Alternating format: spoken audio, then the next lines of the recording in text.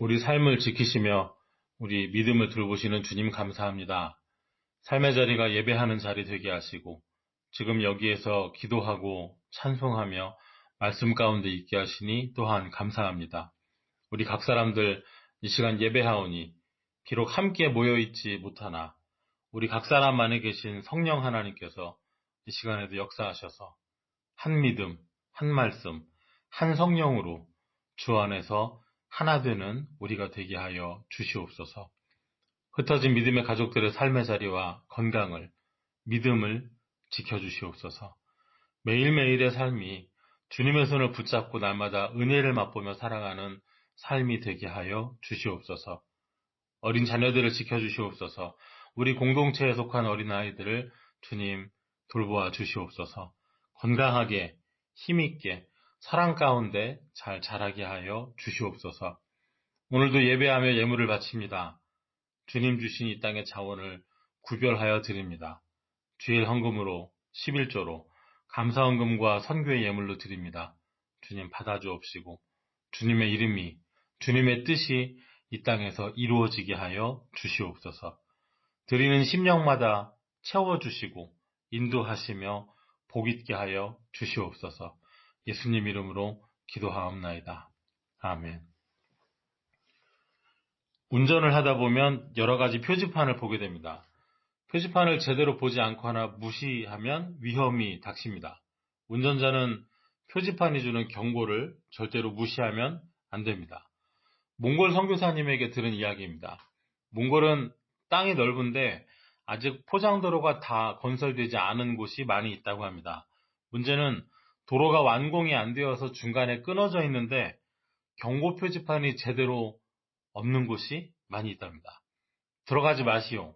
도로 없음. 이런 말이 없는 거죠. 현지인들은 알고 있는데 외부에서 온 사람들, 이방인들, 관광객들은 이 사실을 잘 모른답니다. 아무것도 모른 채 풍경에 취해서 한참을 달리다가 사방 수십 킬로미터 안에 아무도 살지 않은 곳에서 갑자기 도로가 끊어집니다. 원래 있던 비포장 도로에 아스팔트 포장을 하는 게 아니라 사막에 말 그대로 광야에 길을 만들면서 가는 곳에서는 정말 큰 사고가 난다고 합니다. 같이 이야기를 듣던 아프리카 선교사님이 말하기를 자신이 있는 선교지에서는 끊어진 도로로 향하는 입구에 일꾼을 고용한답니다. 그 일꾼이 하는 일은 그 끊어진 길 입구에 들어서는 차를 막고 길이 없다고 말해주는 것입니다. 길이 없다고, 여기로 들어가면 위험하다고 경고해주는 사람이죠. 오늘 본문의 에스겔에게도 경고의 사명이 주어집니다. 그리고 이 경고는 절대로 흘려들어서는 안 되는 중요한 경고입니다. 먼저 에스겔이라는 선지자와 당시의 상황을 잠시 살펴야 하겠습니다. 유대인들은 중동의 강대국 바벨론에게 멸망을 당하고 백성들이 포로가 되어 바벨론으로 강제 이주를 당합니다. 그리고 70년 동안의 포로 생활을 하게 됩니다. 세계사에서는 이 사건을 바벨론 유수라고 부릅니다. 이 70년간의 포로 생활 기간을 기준으로 구약 성경 몇 권의 역사적인 시기를 쉽게 이해할 수 있습니다. 바벨론 제국의 정복을 당해서 멸망할 때 마지막으로 하나님의 뜻을 외치던 선지자가 예레미야였습니다. 예레미야는 자기 나라가 멸망한 이후에 애가 곧 슬픔의 노래를 지었는데 그것이 예레미야 애가입니다. 포로 70년 동안 일어난 믿음의 사람들의 믿음의 사건들, 그 사건들이 다니엘과 에스더에 기록되어 있습니다. 마침내 포로 생활을 마치고 고향 땅으로 돌아올 때 믿음의 사람들이 에스라, 느헤미야이고 같은 이름의 구약 성경에 당시의 사건들이 자세히 기록되어 있습니다. 에스겔은 예레미야, 다니엘과 같은 시대의 사람입니다. 에스겔은 포로가 되어서 바벨론 땅으로 강제 이주 당했던 사람들 중 한 명입니다. 에스겔 1장 1절에는 에스겔이 그발이라는 강가에서 선지자로 부르심을 받았음이 기록되어 있습니다. 그발 강은 바벨론을 관통해서 흐르는 유프라테스 강물을 연결한 큰 운하였습니다. 운하를 중심으로 많은 노동력이 필요했기 때문에 포로가 되어서 끌려온 유대 백성들이 그발 강가에 강제 이주되어서 모여 살았습니다. 유대 백성들은 모두 3번에 걸쳐서 강제 이주를 당했는데 에스겔은 그중 2차 이주 때 끌려갔습니다. 그리고 바벨론 땅에서 선지자로 부르심을 받았습니다. 그리고 그 땅에서 말씀을 전하다가 고향 예루살렘이 끝내는 함락되었다는, 멸망하고야 말았다는 소식도 듣게 됩니다. 오늘 본문 1절이 이렇게 시작합니다. 여호와의 말씀이 내게 임하여 이르시되. 여호와의 말씀이 임하는 것은 모든 선지자들의 자격 조건입니다. 선지자됨의 시작이 여기 있습니다. 선지자는 자기 생각을 말하는 사람이 아닙니다. 선지자는 자기 뜻을 외치는 사람도 아닙니다. 심지어 자기 생각, 자기 뜻과 달라도 하나님께서 그렇게 말씀하시면 그 말씀 그대로 전해야 하는 사람이 선지자입니다. 그래서 구약성경 선지서의 1장 1절은 대부분 이렇게 시작합니다. 어디 사는 누구의 아들 누구에게 여호와의 말씀이 임하니라. 오늘 하나님께서 에스겔에게 말씀하십니다. 하나님께서 에스겔에게 주신 사명의 핵심은 2절 초반부와 7절에 있습니다. 2절 시작에 인자야 너는 내 민족에게 말하여 이르라 하였습니다. 말하여 이르는 것이 에스겔의 사명입니다. 7절은 인자야 내가 너를 이스라엘 족속의 파수꾼으로 삼음이 이와 같으니라. 그런즉 너는 내 입의 말을 듣고 나를 대신하여 그들에게 경고할지어다 하였습니다. 듣고 하나님을 대신하여 경고하는 것, 이것이 에스겔의 사명입니다. 그런데 에스겔이 이 사명을 맡을 때는 정말 중요한 시기였습니다. 하나님께서 에스겔에게 이 사명이 얼마나 중요한지 한치의 오차도 없이 정확하게 제대로 확실하게 수행해야 함을 인지시켜 주시기 위해서 한 가지 예를 들어서 말씀해 주십니다. 하나님께서 에스겔의 마음속에 경고하는 사람으로서의 사명을 확실히 새기기 위해서 주신 말씀이 2절 뒷부분부터 6절까지 나타나 있습니다. 말하자면 2절 뒷부분부터 6절은 하나님께서 에스겔에게 주시는 개인적인 경고입니다. 2절 말씀에 인자야 너는 내 민족에게 말하여 이르라 하신 이후에 이런 말씀이 이어집니다. 가령 내가 칼을 한 땅에 임하게 한다 하자. 가령이라는 말은 예를 들어 이를테면이라는 뜻이죠. 우리 보통 쓰는 말로 하면 야 있잖아 만약에 말이야 이 정도 되겠습니다. 하나님께서 에스겔에게 만약에 말이야 예를 들어서 말이야 하면서 하시는 말씀의 내용은 이렇습니다. 만약 칼이 한 땅에 임한다 하자. 칼이 임한다는 표현은 한 나라에 전쟁이, 무력에 의한 재앙이 닥친다는 말씀이죠. 그 땅의 파수꾼으로, 망을 보는 사람으로, 그러니까 보초, 불침번이 있습니다. 파수꾼은 저 멀리 칼을 든 군대가 위험이, 죽음이 오는 것을 보았습니다. 파수꾼은 위험이 닥치는 것을 사람들에게 알리기 위해서 나팔을 불었습니다. 전쟁의 나팔 소리입니다. 말하자면 사이렌을 울렸습니다. 3절 말씀에 그 사람이 그 땅에 칼이 임함을 보고 나팔을 불어 백성에게 경고하되 그 사람은 보았습니다. 그리고 경고했습니다. 그런데 4절에 가령 예를 들어 하나님께서 하시는 말씀입니다. 그들이 나팔 소리를 듣고도 정신을 차리지 아니하므로 그 임하는 칼에 제거함을 당하면 그 피가 자기의 머리로 돌아갈 것이라. 나팔 소리를, 전쟁이 났다는, 적군이 쳐들어온다는 나팔 소리를 듣고도 정신을 못 차리고 대비를 안 하다가 제거함을 당하면, 전쟁에 져서 죽으면 그 피가 자기 머리로 돌아갈 것이라. 피가 자기 머리로 돌아간다는 말씀은요, 구약 성경에서는 누군가 피를 흘리면, 죽임을 당하면 그 책임을 누가 질 것인가를 이야기할 때 그 피가 누구에게 돌아간다라고 표현을 합니다. 요즘식으로 말하면 이 죽음의 책임이 누구에게 있다는 말이죠. 그 피가 자기의 머리로 돌아간다는 말씀은 그 죽은 자에 대한 책임이 결국 나팔 소리를 듣고도 정신 못 차리고 싸울 준비 안 한 본인에게 있다는 말입니다. 하나님께서 에스겔에게 주시는 경고의 핵심은 6절과 7절에 있습니다. 6절에 그러나 칼이 임함을 파수꾼이 보고도 나팔을 불지 아니하여 백성에게 경고하지 아니하므로 그 중에 한 사람이 그 임하는 칼에 제거당하면 그는 자기 죄악으로 말미암아 죄가 되려니와 그 죄는 내가 파수꾼의 손에서 찾으리라. 파수꾼이 칼든 적군이 오는 것을 보고도 보았으면서도 무책임하게 나팔을 불지 않아서 사람들에게 알리지 않아서 경고하지 아니하므로 그 중에 한 사람, 단 한 사람이라도 칼에 당하면, 죽임을 당하면 그는 자기 죄악으로 말미암아 죄가 되려니와. 지금 죽는 사람은 자기 죄악으로 말미암아 죄가 된다 하였잖아요. 지금 칼이 임하는 것은 죄에 따른 심판이 임하는 것이라는 사실을 드러냅니다.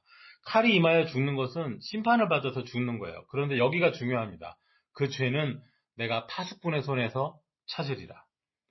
잘못을 저질러서 심판을 받아 죽는 것일지라도 듣고 돌이켜서 살 기회가 있었는데 나팔을 불지 않아서 경고해주지 않아서 회개할 기회 없이 살 기회를 빼앗아가 버린 파수꾼에게 하나님께서는 죄를 찾으리라 하십니다. 그리고 7절에서 에스겔을 향한 하나님의 개인적인 경고가 절정에 이릅니다. 인자야, 내가 너를 이스라엘 족속의 파수꾼으로 삼음이 이와 같으니라. 그런즉 너는 내 입의 말을 듣고 나를 대신하여 그들에게 경고할지어다. 내가 너를 이스라엘 족속의 파수꾼으로 삼음이 이와 같으니라. 에스겔이 지금 무엇으로 임명되었습니까? 파수꾼입니다. 파수꾼이 무엇을 본다고요? 칼이 닥쳐오는 곳을 봅니다. 무엇을 해야 합니까? 나팔을 불어 알려야 합니다. 에스겔은 자신들의 죄로 인하여 바벨론이라는 칼에 의하여 멸망당하는 이스라엘 백성들에게 나팔을 불어야 하는, 하나님의 심판이 닥치고 있다는 경고를 해주어야 하는 파수꾼이 되었습니다. 그리고 이 백성들에게 장차 하나님께서 은혜를 주시고 회복을 주신다는 그 말씀도 전해야 하는, 알려야 하는 사명을 가진 사람이 되었습니다. 에스겔은 보게 될 것입니다. 알게 될 것입니다. 그리고 본 것을, 알게 된 것을 사람들에게 경고해 주어야 됩니다. 만약에 에스겔이 나팔을 불지 않은 파수꾼처럼 입을 다물고 있으면 바벨론의 칼에 멸망하는 사람들은 그들의 죄로 인하여 멸망하는 것이나 그 죄는 내가 에스겔 너의 손에서 찾겠다. 이것이 에스겔이 받은 개인적인 경고입니다. 선지자가 된다는 것은 어떤 의미를 가질까요? 선지자들의 삶은 어땠을까요? 선지자가 하나님의 말씀을 듣고 깨달아 전하면 사람들이 저마다 가슴을 치며 옷을 찢고 머리에 죄를 뒤집어 쓰고 회개하는 사건이, 그런 사건이 이스라엘 백성들에게 자주 있던가요?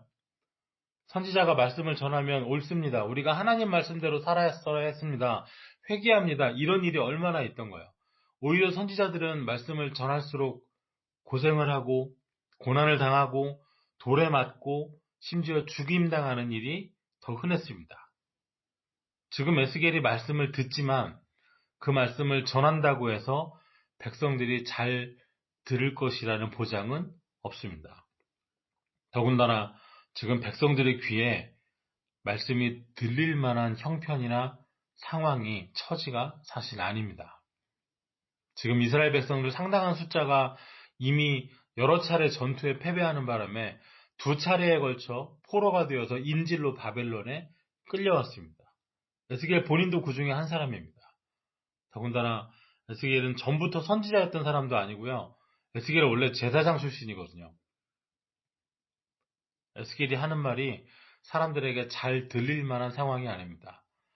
에스겔이 파수꾼이 되어서 부는 나팔 소리가 사람들 귀에 들려도 적군이 쳐들어오는 소리를 듣고 갑옷을 입고 칼을 들어 준비하듯이 믿음의 전신갑주를 입고 말씀의 검을 들 사람들이 별로 없는 상황입니다. 그런데 이런 상황에서 하나님께서는 에스겔에게 이렇게까지 강력하게 말씀하십니다. 네가 똑바로 말씀 안 전해서 이 사람들이 망하면 내가 너에게 죄를 묻겠다. 이렇게까지 강하게 말씀하시는 이유가 있습니다. 33장 21절을 보시면 우리가 사로잡힌 지 12째 해 10째 달 5째 날에 예루살렘에서부터 도망하여 온 자가 내게 나와 말하기를 그 성이 함락되었다 하였는데, 예루살렘 성이 함락됐습니다.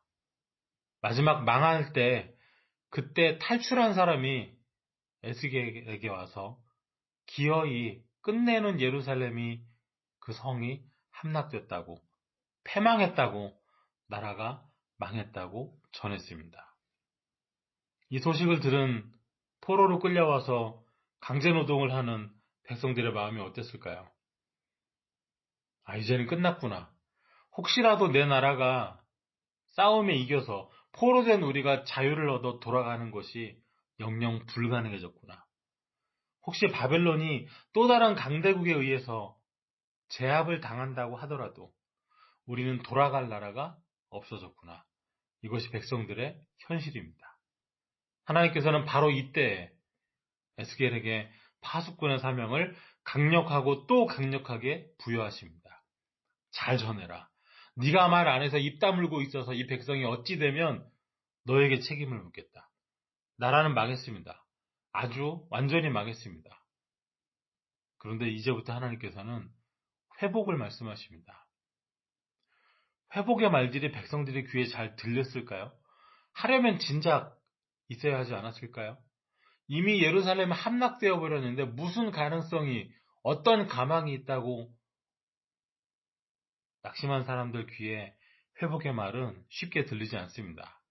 그러나 그렇기 때문에 하나님께서는 에스겔에게 잘 전하라고, 똑똑히 전하라고, 파수꾼이 나팔불지 않아 사람들이 칼에 죽으면 파수꾼 책임이듯 앞으로 전할 회복의 말씀을 네가 전하지 않아서 이 사람들이 소망을 잃으면 너의 책임이라고 말씀하십니다.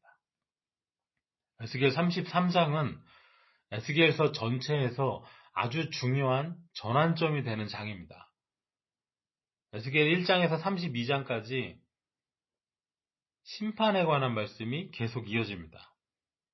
그리고 34장부터 장차 있을 회복이 예언됩니다. 우리가 자주 들어서 알고 있는 익숙한 골짜기에 가득한 마른 뼈들이 살아나는 회복의 말씀도 오늘 33장 이후에부터 기록됩니다. 심판에 대한 말씀과 회복에 대한 말씀, 그 경계선에 에스겔이 파수꾼이 되어 경고를 똑바로 전하라는 말씀이 있습니다. 그리고 그때 결국 기어이 나라가 멸망했다는 소식이 전해집니다. 하나님께서는 알고 계셨습니다. 이제 장차 주어질 회복이 선포되어야 할 때임을 알고 계셨습니다. 사람들이 생각할 때, 이제는 가망이 없다 할 때, 이제는 희망이 없다 할 때, 아무런 소망도 없을 때 하나님께서는 회복을 선포하십니다. 또한 하나님께서는 알고 계셨습니다. 사람의 연약한 마음은 낙심하면, 실망하면 어떤 회복의 말도, 위로의 말도 귀에 잘 들리지 않음도 하나님께서는 알고 계셨습니다. 그래서 하나님께서는 에스겔을 부르셨습니다. 이미 선지자로 부름을 받아 말씀을 전하던 에스겔에게 다시 한번 강력하게 임하셔서 말씀하셔서 너 나라가 망해서 소망 잃은 사람들에게 똑바로 전하라고, 이제부터 있을 회복의 말들을, 희망의 소식을, 사람들에게 그야말로 복이 될 소식을 분명하게 전하라고 사명을 주십니다. 이 말씀 가운데 두 가지 교훈을 붙잡으려고 합니다. 첫째는 경고를 받는데 살 길이 있다는 것입니다. 이스라엘 백성들은 파수꾼된 에스겔이 경고하는 말을 잘 들어야 합니다. 파수꾼된 에스겔도 제대로 경고하지 않으면 그 책임을 너에게 묻겠다는 하나님의 경고의 말씀을 잘 들어야 합니다. 여기에 살 길이 있습니다. 경고의 나팔 소리가 울릴 때 귀담아 들어야 됩니다. 장난이 아닙니다. 훈련이 아닙니다. 실제 상황입니다. 사이렌이 울리면 뛰어야 됩니다. 준비해야 됩니다. 믿음의 갑옷을 입고 말씀의 칼을 들어야 됩니다. 하나님께서 주시는 경고의 목적은 하나님 앞에 돌아오는 것입니다. 믿음의 삶을 새롭게 하고 온전하게 하는 것입니다. 준비하라고, 게으르게 있지 말라고, 너 그러면 위험하다고, 그리로 가면 안 된다고 경고하는 것입니다. 우리의 현재 위치가 지금 어디입니까? 지금 우리는 어디에 서 있습니까? 신앙의 올바른 길을 이탈해서, 경로를 이탈해서 주님 향하는 길이 아닌, 천국 향하는 길이 아닌 다른 곳을 향하고 있다면 경고의 말씀 주실 때 경청해야 합니다. 청종해야 합니다. 돌이켜야 됩니다. 불행하게도 하나님께서 주시는 경고의 말씀을 선지자들 통해서 주시는 경고를 받지 않아 그야말로 불행하게 된 이들의 삶을 우리는 구약 여러 곳에서 찾아볼 수 있습니다. 역대하 24장 19절에 그러나 여호와께서 그들에게 선지자를 보내사 다시 여호와에게로 돌아오게 하려 하심에 선지자들이 그들에게 경고하였으나 듣지 아니하니라. 우리에게 주시는 경고의 음성을 잘 들어야 하겠습니다. 이스라엘이 들어야 했듯이 우리도 들어야 하겠습니다. 에스겔이라도 예외가 없이 자신도 들어야 했듯이 우리도 예외 없이 들어야 하겠습니다. 경고의 말씀을 잘 들으면 생명이 있을 뿐 아니라 상급도 있습니다. 또 주의 종이 이것으로 경고를 받고 이것을 지킴으로 상이 크니이다. 시편 19편 11절의 말씀입니다. 두 번째로 우리도 경고하는 사람들이 되어야 한다입니다. 우리도 에스겔처럼 경고의 사명이 있습니다. 심판을 경고하는 역할은 힘든 것입니다. 그러나 해야 합니다. 우리는 알고 있습니다. 우리가 확실히 알고 있는 장차 일어날 일이 있습니다. 우리가 오늘도 고백했고 묵상하고 개인적으로 주님과 교제할 때마다 고백하고 확신하는 저리로서 산자와 죽은 자를 심판하러 오시리라. 심판하러 다시 오시는 주님, 주님이 다시 오실 날이 있음을 우리는 알려주는 이 사실을 전해주는 표지판 역할을, 경고하는 사람의 역할을 해야 합니다. 알고 있잖아요. 알고 있는 사람들이 침묵하면 안 됩니다. 경고해 주어야 됩니다. 그러면 안 됩니다. 이제라도 믿어야 됩니다. 주님 앞에 서게 될 날이 옵니다. 알고 있는 사람들이, 이미 믿고 있는 사람들이 침묵하면 안 됩니다. 훗날 원망될 것도 생각해야 하지 않을까요? 왜 말 안 해줬어요? 왜 그때 가만히 있었나요? 내가 가던 길의 끝이 천국으로 이어져 있지 않은 거 알면서도 내가 멸망의 입구에 섰을 때 이미 알고 있으면서 그때 이미 당신은 믿고 있었으면서 왜 경고해주지 않았나요? 이런 말 듣지 않도록 올바른 경고를 해주어야 합니다. 심판을 경고하는 것도 힘든 일이지만 회복의 말씀을 전하는 것도 역시 힘든 일입니다. 특히나 요즘 같은 시기에는 더 그렇습니다. 회복이 있을 것이라고. 우리를 긍휼히 여기시고 은혜를 주시고 화평의 날을 주셔서 다 함께 모여 기쁨으로 경배하고 예배하고 나눌 때가 죽음의 공포도 상실의 슬픔도 회복될 날이 있다고 마른 뼈만 가득한 골짜기에도 다시 생명으로 일어나는 그날이 있다고 말하는 것은 어려운 일입니다. 그러나 그럼에도 불구하고 해야 합니다. 거기에 사람들의 회복이, 우리 자신의 회복이, 생명이 달려있기 때문입니다.